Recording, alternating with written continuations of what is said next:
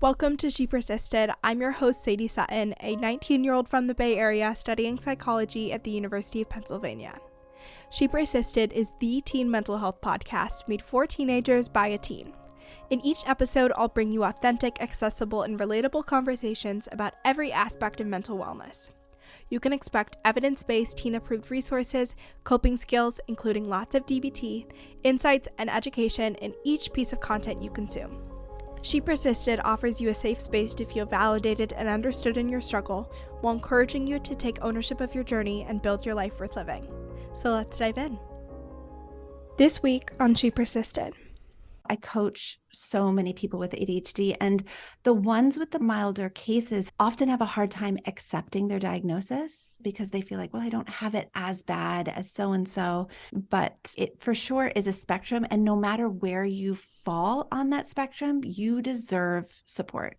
You deserve treatment. You deserve to reach out for help, because all this treatment and support does is level the playing field. Doesn't give you a leg up. It just levels the playing field so that the starting line is where you're starting and not way, way back. Hello, and welcome back to She Persisted. If you're new, welcome. I'm Sadie. I'm the host of She Persisted. I'm from the University of Pennsylvania studying psychology. I started She Persisted after going to a 1.5 years of intensive treatment for severe depression and anxiety. I'm really trying to create the resource that I wish I had when I was struggling, because so many teens and young adults struggle with mental health. It's not talked about enough. There aren't enough resources for teens by teens, so that's where I come in. And today's episode is a very important topic, and one that I know you guys are going to like, because one of my most downloaded episodes is about ADHD.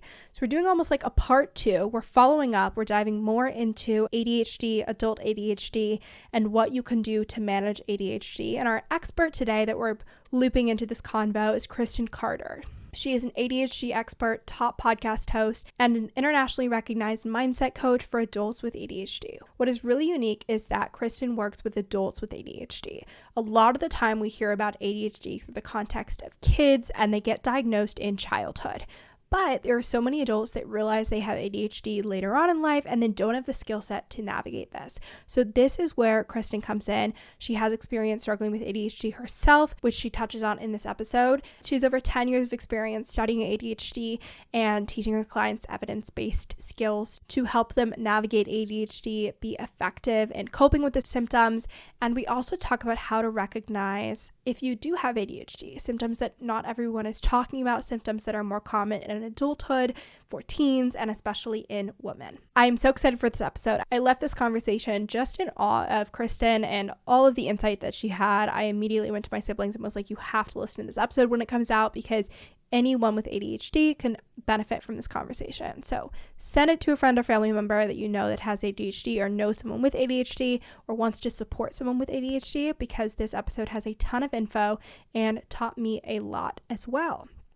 So with that, let's dive in. Thank you so much for joining me today, Kristen. I'm so excited to have you on She Persisted and to talk all things ADHD. Thank you for having me. I can't wait. Of course. So I'd love to start with your background and why you decided to specialize in ADHD and what got you started working in the mental health field. So I have ADHD myself, and about 15 years ago, I owned a learning center in my hometown. And I just loved working with students who had ADHD. But even more than that, I loved talking to their parents, and I loved helping their parents find resources, because especially at the time, 15 years ago, there was not much available for adults with ADHD. It was really considered a childhood disorder.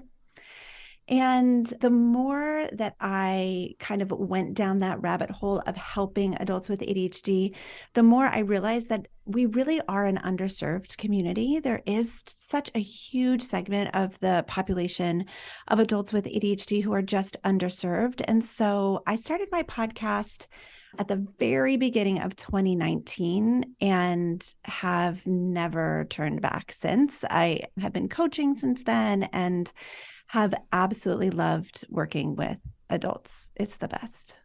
I love that. My first thing that I want to ask you that you just touched on is the difference between ADHD in adults and kids, and when you kind of see that shift in presentation. So what can listeners be aware of, or even parents of teens, and the difference in presentations, and then when that you kind of see that shift between childhood presentations and more adulthood presentations of ADHD? Yeah, we don't do a great job in the mental health field right now supporting adults with ADHD, and that even goes down to the diagnostic process. So the DSM-5 was created, the specific criteria around diagnosing ADHD is created for children. So there is no criteria right now for diagnosing adults. They just use the criteria that they have for children, which is really just a big fat shame, if you ask me. And I think that for most people, we have a stereotypical stigma in our head of what ADHD looks like, which is like a little white boy in the classroom, kind of bouncing off the walls, maybe being a little, loud with the teacher and interrupting his classmates. But really, ADHD is so much more than that. And so if someone in their teens is struggling with disorganization, chronic stress, chronic overwhelm, inability to manage things, and, be able to kind of like juggle all of the balls, so to speak, those are really good things to look out for, because so much of what children have to go through, their parents help them. It's very age appropriate. It's very developmentally appropriate for a parent to help a kiddo remember their homework, make sure the forms are filled out, all of that. But as the support system is lessened because the person is aging out of it developmentally, that's when usually things start to fall apart, So if it's not age appropriate for your mommy to be like cleaning your room anymore, and now your room is a disaster, like that is a really one of those things that you can look for. So for me personally, that looked like forgetting shifts at work constantly. I could never keep a calendar. I could never keep a schedule. I could never just keep things straight. My car was always trashed. My room was always trashed. I never had like a pencil in class. I was always the one that was like, can I borrow a pencil? I would sit in the classroom and watch my friends fill out their planners. And I remember so distinctly thinking, how in the world are you like color coding that and writing everything down? Meanwhile, everything was like a dumpster fire in my backpack. So those kinds of things, while obviously not diagnostic criteria, can really give you some red flags as to like, there might be something deeper going on here. That's so interesting, and I think very helpful for teens to be aware of, especially if they didn't go through that diagnostic process as a kid, or they didn't necessarily have an awareness of those childhood symptoms like you mentioned, because maybe their parents did jump in and offer more support. For parents, is it effective to offer that extra support, or do you find with adults it's then like, oh my gosh, but then you don't have these skills, or you didn't know early enough, so now you're learning the skills later in life? Like, for parents listening, what are your thoughts if there's either a teen that is undiagnosed or diagnosed? That's such a beautiful question. So I would first say that a diagnosis is so helpful because it gives you information. It just allows you to see through a much clearer lens what's going on and the root cause of all of the obnoxious symptoms that are coming up. Because that's the thing with ADHD, is that the symptoms are really just kind of annoying. They're just really annoying. And another thing about it that is tricky is that every single human struggles with organization from time to time. Every single human struggles with emotional dysregulation from time to time. So the things that are actual diagnostic criteria for ADHD are things that the majority of the human race struggle with from time to time. But the difference is, for an ADHDer, those symptoms are debilitating.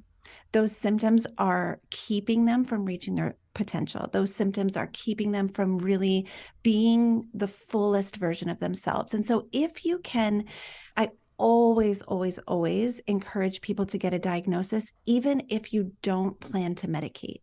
So even if you're someone who's like, my child will absolutely never take a medication, it's still helpful to have the information, because information is power, and it can show you where to give support. It can show you where to give the structure. And it can help you because I'm a parent. I have 3 kids. My oldest 2 have been diagnosed with ADHD. It's very hereditary. And it helps me as a parent to understand they're not being defiant.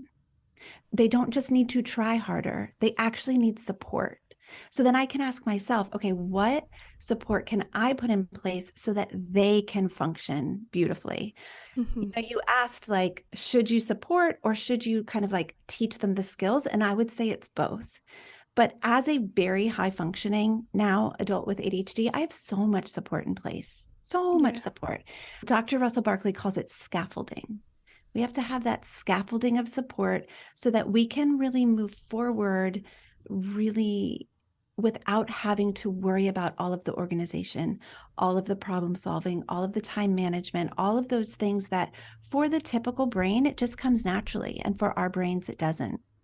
I love that. And I'm definitely going to ask you about what those specific things were, but I loved what you mentioned about having a diagnosis, because especially once you get into high school and college, that is what will allow you to get accommodations. Even if, like you mentioned, you're not medicating, if you don't have a diagnosis, you can't get those accommodations, whether it's extra time or any other scaffolding, like you mentioned, that is effective for you to stay organized and focused. That is really the key. And it can be so difficult to go through that process if you have a test next week and you're like, I really am struggling with this, whatever it is, the subject or the way that this teacher is structuring the test, your study system for the test. It's not like an overnight thing. So I 100% agree with you to have that as an option if you need it is a really, really effective resource. Yeah. Would you say that there is a spectrum of ADHD with less and more intense cases, or is it like everyone just has the similar intensities of presentations? It's definitely a spectrum disorder. And that, again, can make it very tricky to diagnose. It often goes misdiagnosed or undiagnosed, especially in women and girls. And it is a spectrum disorder. It is, there are some people with ADHD whose symptoms are debilitating. And it is, thankfully, in America covered under the Americans with Disabilities Act. And so you can get accommodation and assistance with that. And then there are other people with more mild cases. And, I coach so many people with ADHD, and the ones with the milder cases often have a hard time accepting their diagnosis. They usually are struggling to really embrace the diagnosis because they feel like, well, I don't have it as bad as so-and-so, but it for sure is a spectrum. And no matter where you fall on that spectrum, you deserve support. You deserve treatment. You deserve to reach out for help, because all this treatment and support does is level the playing field. Doesn't give you a leg up. It just levels the playing field so that the starting line is where you're starting and not way, way back. Yeah, I love that. I think one of the things about having a more mild case or less severe symptoms at any point in time is that when I think about it, I'm like, this just means that there's a higher likelihood that these skills or scaffolding will work. Like it's a less severe case, so you're in a great position that when you implement these things, they will likely work because it's working for someone with a really severe case with more intense symptoms. Yeah, I love that perspective. So what is your advice for someone who's just gotten an ADHD diagnosis and, like you mentioned, they're struggling to accept that? What are some common emotions and thoughts and reasons that it's difficult to accept? And then what is your advice for navigating through that? That's a big question. I think that if I had the 3-step answer for that, it would just be incredible. But it is a very nuanced process because everyone approaches their diagnosis differently. So I have a really large coaching program. And when we get people in who are newly diagnosed, some people feel such a huge sense of relief and validation. They feel like, I knew there was something going on. I knew I wasn't just a terrible person. I knew that I wasn't just flawed. I knew there was something going on. And so some people feel so validated and so relieved. And then on the other end of that, there's people who experience a lot of grief and anger. There are a lot of adults being diagnosed in their 30s, 40s, 50s, 60s, 70s. I mean, imagine being 70 and getting an ADHD diagnosis and thinking about how your life would have been different if you had had that understanding and treatment earlier. So what I like to say to people is no matter what you experience, emotionally when you are diagnosed, it's valid and your experience is valid. So if you're relieved and happy, perfect. If you're angry and feeling tons of regret, perfect. It's supposed to feel this way. And then the journey of accepting it can really take a while. There's some flaws in our system when it comes to a diagnosis, because a lot of times the clinicians diagnosing, they don't even have a robust understanding of the diagnosis. And so it's very hard for a clinician who's had like a class on ADHD, maybe like one class period, or, one chapter in one textbook, to really help educate their patient who is just being diagnosed. And so what I would say is make sure to be your own advocate and do all kinds of research. There's so much available to us right now, podcasts and just research on the internet, and so many great books out there. So I would just say, like, start doing a deep dive and begin to learn more about it. Because when I was diagnosed at the age of 21, but it wasn't until I was in my 30s that I really started to research ADHD and read about it. And when I started reading about it, I was so struck by all of the things that I hated about myself were actually just symptoms of ADHD. So the fact that I was late all the time, oh, that's a symptom of ADHD. I didn't know that. I was late for this call. I don't have an ADHD diagnosis, but I was late for this interview. Full disclaimer. Full disclosure. I love it. That's amazing. Yeah, well, I have a lot of grace for that because I'm usually the one that's late. I appreciate that. So the fact that I'm like late all the time, or the fact that I interrupt people, or that I'm emotionally explosive, like those are actual diagnostic criteria, symptoms of ADHD. And so when I began to uncover that and really accept, like, oh, this permeates every area of my life, from the boardroom to the bedroom, like that's what I like to say, from the boardroom to the bedroom, it's going to permeate every area of your life. Then you can begin to kind of forgive yourself for the way that you've shown up in the last decade or two or three, and really move forward with a better understanding of who you are. What are some of your favorite resources out there for people that are starting their research process, whether it's a book, podcast? Obviously, you have your show, which I'll link in the show notes. But what are your favorite things to direct people to if they're starting from ground zero? Yeah. So obviously, my podcast is a great resource. It's the top rated podcast for ADHD. And I think a lot of people, when they first start listening, feel really seen and validated, which I think is really important because it can feel very isolating at first. Some of my favorite books are Taking Charge of Adult ADHD by Dr. Russell Barkley. That's a really good one. ADHD 2.0 by Ned Hallowell is fantastic. Those two, I would say, I could give like a really long list, but that wouldn't be helpful. I think those two are the best. I know this sounds really dumb, but like, I wouldn't discount like TikTok. I think a lot of people are learning a lot on TikTok. I like to joke that I've been studying ADHD way before it was trending on TikTok, and I'm not even on TikTok because I'm a grown-up and I just can't handle it. But I know that a lot of people are gaining understanding and acceptance and just more and more knowledge through people sharing their experience on social media platforms. And even though it seems like, well, there could be a lot of like misinformation, there's also really good information out there. And so if you find people that you trust, well-educated, certified type people, I wouldn't discount that because that could be really helpful too.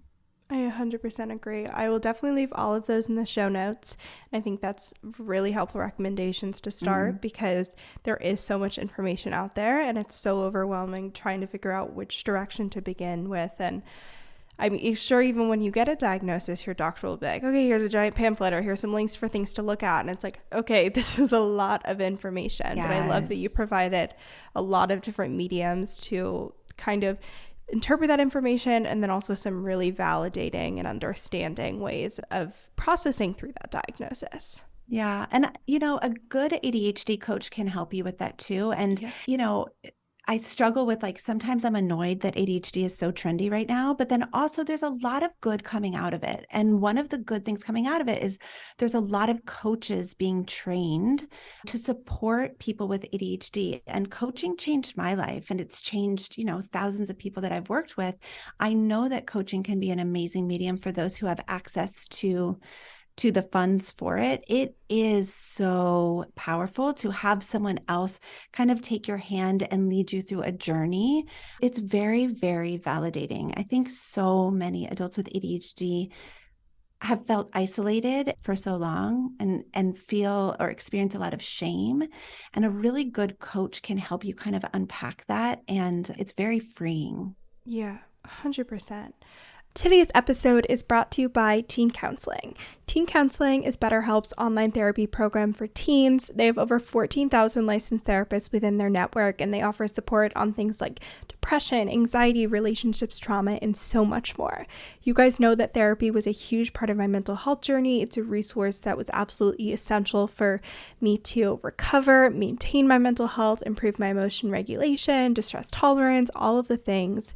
So if you would like to try meeting with a therapist or find a new therapist to meet with, you can go to teencounseling.com/persisted. They offer talk, text, and video counseling all from your home, so no need to be on a super long wait list to find a therapist. They will also meet you exactly where you're at with what level of support you're looking for. To check out Teen Counseling, you can go to teencounseling.com/persisted to find a therapist that meets your needs today. I'm sure this is a difficult question to answer, but do you have any ideas or reasons that you've heard from clients and within your community as to why ADHD is so trendy right now? Do you think it's because we spent so much time online, it wasn't as engaging? I literally honestly have no idea, but what are your thoughts there? Because it really is like blowing up as a hot topic on TikTok. I know, it totally is. I have a couple of thoughts about it. I think that the statistics right now for the percentage of the population that's diagnosed with ADHD, I think is around 3 to 4% of children are diagnosed. I believe that is most likely an underdiagnosis. I think there's a lot more people with ADHD than have been diagnosed. And I think that goes back to all of the symptoms of ADHD are pesky symptoms or things that people struggle with, every now and again. But now that we have so much access to information and anyone can go and Google the symptoms of ADHD, or anyone can go and listen to a podcast on ADHD, there are so many more people advocating for themselves. There are so many people saying, wait a second, I don't think it's anxiety that I have, or I don't think it's depression that I have, or I don't think it's bipolar that I have. I think it's actually ADHD. And so there are so many adults walking into clinicians' offices with a list of symptoms saying, like, I've circled all the ones that I have, and I really think that this is what's going on. And so I think it's a result of self-advocacy. And I think we're seeing an upswing in diagnoses because of access to information that we haven't always had. And the cynics, and I'm rolling my eyes right now, but the cynics, will kind of roll their eyes and say, like, oh, everyone has ADHD or everyone's on medication. That's not true. I think there are a lot of people out there in the world undiagnosed. There's a lot of people in my family undiagnosed. So like, there's so many people who have ADHD who just have never pursued a diagnosis. And I think that if everyone were to be evaluated, wouldn't that be amazing? If that were like a requirement that everyone had a psychological evaluation, like by the time you're 30, that would be incredible. Or even just in elementary school, like as part of like standardized testing, you also did neuropsych. It would be amazing. It would be incredible. I think we would see so many. I think the actual stat is probably around 10 to 15%. Yeah. That's my thought.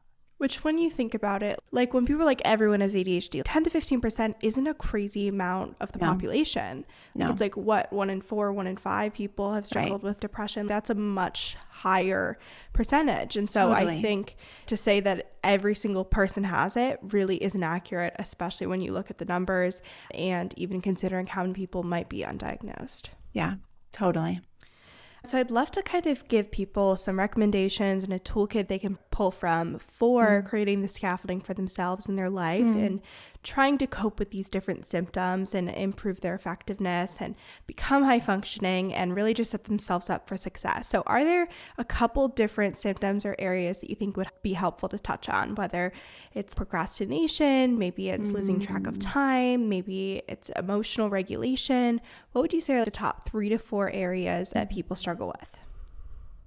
It's so interesting. I would say if I had to pick one that permeated every single area, it would be emotional regulation. Because when you talk about procrastination, the reason why we procrastinate is because of an emotion. Yeah. We're procrastinating because we're feeling dread or shame or boredom or whatever. So I think if I could just be bossy and say the number one thing to explore is identifying and processing your emotions.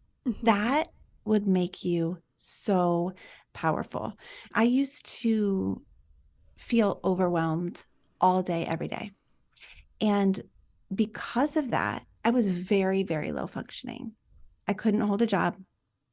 I yelled at my kids a lot. I could not perform at the level of my intellect. So I knew I'm really smart, but my performance is quite low, which is actually a diagnostic, that's something that people look for when they're diagnosing ADHD. And I was constantly stressed and overwhelmed. Once I learned to manage my emotions, it changed everything for me. Once I learned to allow overwhelm to be in my body without feeling like I had to escape from it, but just really processing it through. Once I allowed stress in my body, once even anxiety, all of these negative emotions that I thought meant that I was doing it wrong. Oh, if I'm feeling stressed, I'm doing it wrong. If I'm feeling anxious, I'm doing it wrong. No, you're just human. You're actually doing it right. If you weren't doing it, it would be really a big problem. Right? Yeah. Right? So really, I think that would be the one thing that could change everything. And so, if there's somebody listening who's like wondering what is one thing that I can do, I would say begin to identify how you're feeling in different moments throughout your day. Because I have ADHD hyperactive type, I am not one that has ever wanted to meditate ever for 1 second in my entire life. Like mindfulness sounds like the worst thing in the world to me. But if you can figure out, like, what I do is I go for a hike and I try to tune in to what I'm feeling. And so the movement of walking, and now because I am just like a 41-year-old woman who does not care, I take weights and I walk I'm like the mom of all moms. My kids are so embarrassed. You're like, you will do this one day. You will be doing your arm weights. Okay. So get over it. And sometimes I even wear a fanny pack, and then they are fanny dying. Packs are really functional. That's what I think too. They fit everything. I can put my Kindle and my phone in there. Like, that's crazy. They're the best. So I get my little fanny pack on and I get my weights and I go for a hike, and really trying to tune into my body and let the emotion process allows me to function so much better. And so another thing that is really, really, really helpful and also helpful in processing your emotions is if you just do a thought download. The woman who wrote the book, The Artist's Way, she came up with the concept of morning pages, which is essentially you wake up in the morning and you just start free writing and you write 3 pages. That practice has helped me so much with regulating myself, with regulating my emotions, with being able to observe my thoughts. And ADHD is a disorder of self-regulation. So it is the inability to regulate your behaviors and your emotions. And so inability to regulate your behavior and your emotion means that you're out of control. And that's how most ADHDers feel, is out of control. And so if you can begin to slow down, thought download as much as possible. I do not do it every morning, but sometimes I do it before bed so I can sleep. Sometimes I do it in the morning so that I can start my day. Sometimes I do it in the middle of the day when I'm really triggered. But those 2 practices of thought downloading and then also beginning to tune into my emotions has been life-changing.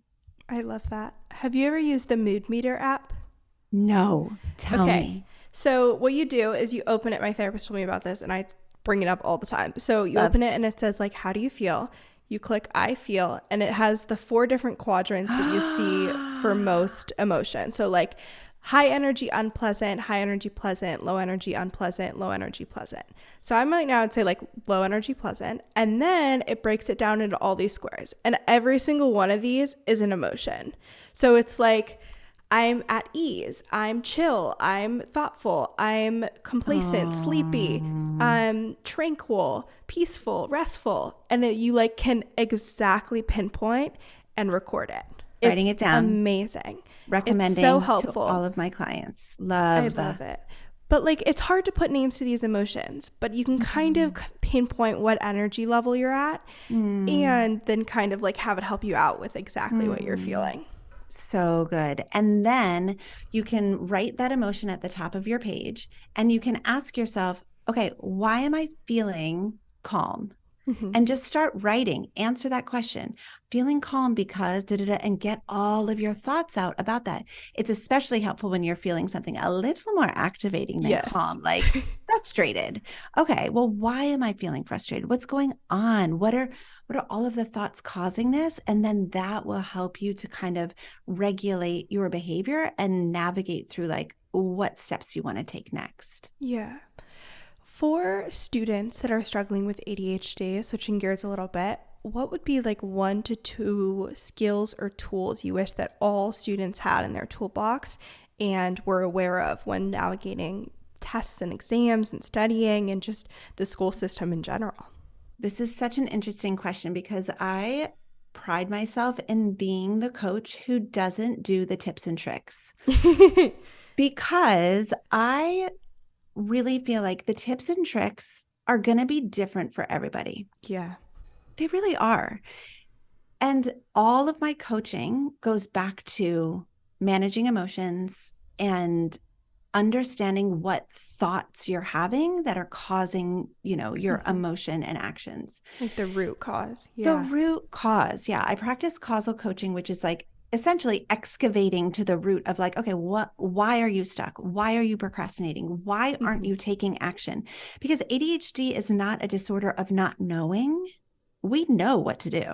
Every ADHDer knows exactly what to do. It's a disorder of not being able to get yourself to do the thing that you know you need to do, right?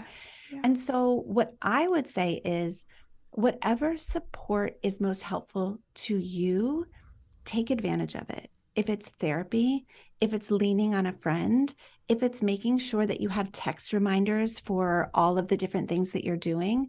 But I think that we have so much shame around our struggle that we think we should, major air quotes here, we should be able to do it without help. Yeah. My friends don't need the help, so why should I have to use it? And it's just really a shame-filled diagnosis in so many ways.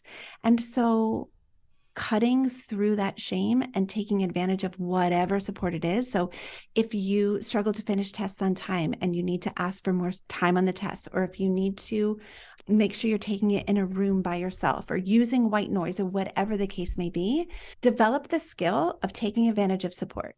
Yeah. That's the skill I would want everyone to develop. So as now, finally, a higher functioning ADHDer, I still have so much support. I lean on my coaches, my therapist, my husband, my friends, and I'm always the one on my team, with my employees being like, where's that link? How do I do this thing? I'm always the one that needs the support, and I'm totally fine with it. Yeah. Because when I am supported, I'm a rock star.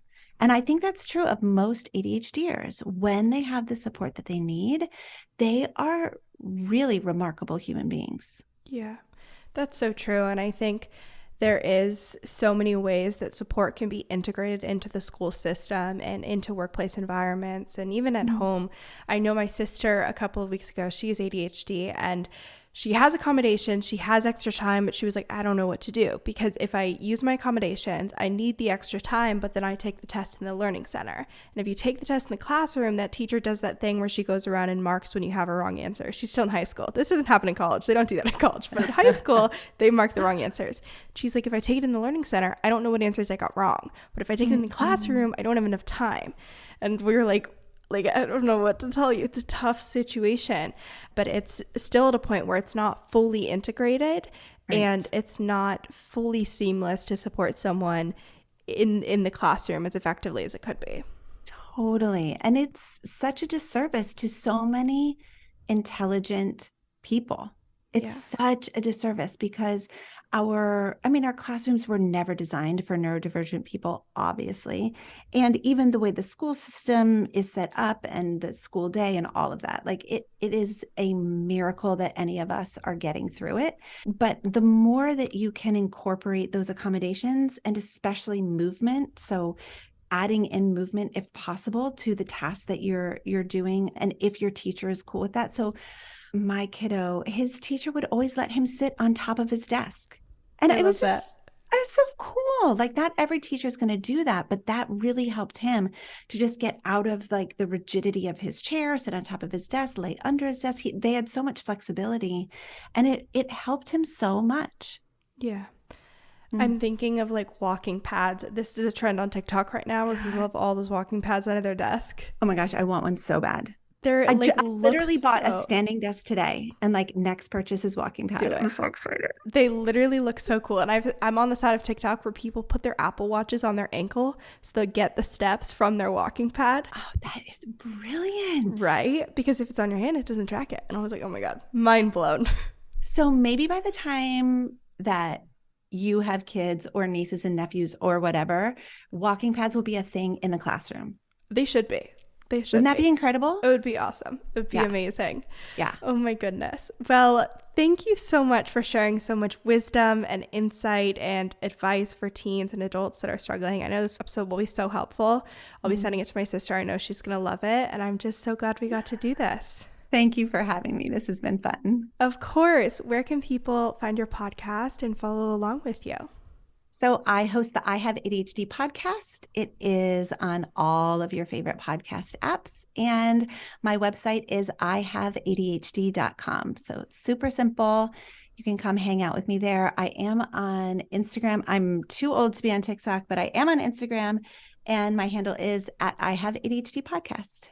I love it. Thank you so much for listening to this week's episode of She Persisted. If you enjoyed, make sure to share with a friend or family member. It really helps out the podcast. And if you haven't already, leave a review on Apple Podcasts or Spotify. You can also make sure to follow along at She Persisted Podcast on both Instagram and TikTok, and check out all the bonus resources, content, and information on my website, shepersistedpodcast.com. Thanks for supporting, keep persisting, and I'll see you next week.